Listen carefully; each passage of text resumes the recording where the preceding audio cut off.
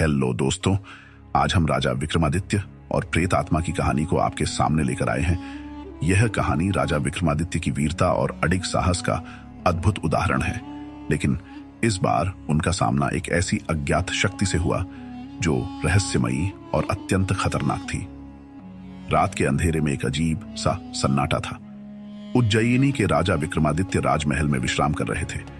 अचानक उनके महल में एक भयभीत सैनिक दौड़ता हुआ आया और राजा को बताया, महाराज, पड़ोसी राज्य में एक भयावह आत्मा ने कहर बरपा रखा है। हर रात लोग गायब हो रहे हैं और अगली सुबह उनकी लाशें मिलती हैं। प्रजा डरी हुई है और पड़ोसी राज्य के राजा ने आपसे सहायता की विनती की है। राजा विक्रमादित्य ने स्थिति की गंभीरता को समझते हुए स्वयं उस राज्य की ओर प्रस्थान करने का निर्णय लिया। रात का समय था और अंधेरे में कोई आवाज तक नहीं थी। रास्ते में विक्रमादित्य एक निर्जन गांव से गुजरे, जहां हर घर के दरवाजे बंद थे और कोई भी बाहर नहीं दिख रहा था। यह गांव अत्यंत डरावना और सुनसान था। राजा ने देखा कि हर घर के बाहर राख से बने हुए अजीबो गरीब निशान बने हुए थे। विक्रमादित्य ने अपने रक्षकों से कहा, यह जगह अवश्य ही किसी रहस्य को छुपाए हुए है।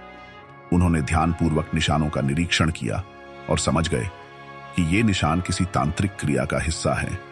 राजा ने साहसपूर्वक गांव के अंदर जाने का निश्चय किया। गांव के अंत में एक विशाल जर्जर हवेली थी। जैसे ही राजा उस हवेली के निकट पहुंचे, अचानक वहां का माहौल और भी अजीबोगरीब हो गया। हवेली की खिड़कियां अपने आप खुलने बंद होने लगी और ठंडी हवा के साथ एक अजीब सी फुसफुसाहट सुनाई देने लगी। तभी एक वृद्धा राजा के पास आई और चेतावनी दी, हे राजन, इस हवेली के अंदर मत जाइए। यहां पर एक प्राचीन आत्मा का वास है। वह आत्मा बेहद शक्तिशाली है और उसने आज तक किसी को जीवित नहीं छोड़ा। लेकिन राजा विक्रमादित्य किसी भी रहस्य और खतरे से पीछे हटने वाले नहीं थे। उन्होंने वृद्धा को आश्वस्त किया और हवेली के अंदर कदम रख दिया। हवेली के अंदर हर ओर अंधेरा था। राजा ने अपनी तलवार निकाली और सतर्क होकर आगे बढ़े।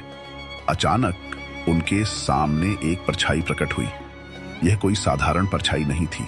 यह एक अजीब और डरावना आकार था, जो मानो किसी इंसानी चेहरे को विकृत कर डरावनी शक्ल में बदल चुका था। वह आवाज में बोली, हे राजा विक्रमादित्य, तुम यहां क्यों आए हो? क्या तुम्हें मृत्यु का भय नहीं है? राजा ने निर्भीकता से उत्तर दिया, मैं अपनी प्रजा की रक्षा करने आया हूं और किसी भी खतरे का सामना करने के लिए तैयार हूं। यदि तुम निर्दोषों का जीवन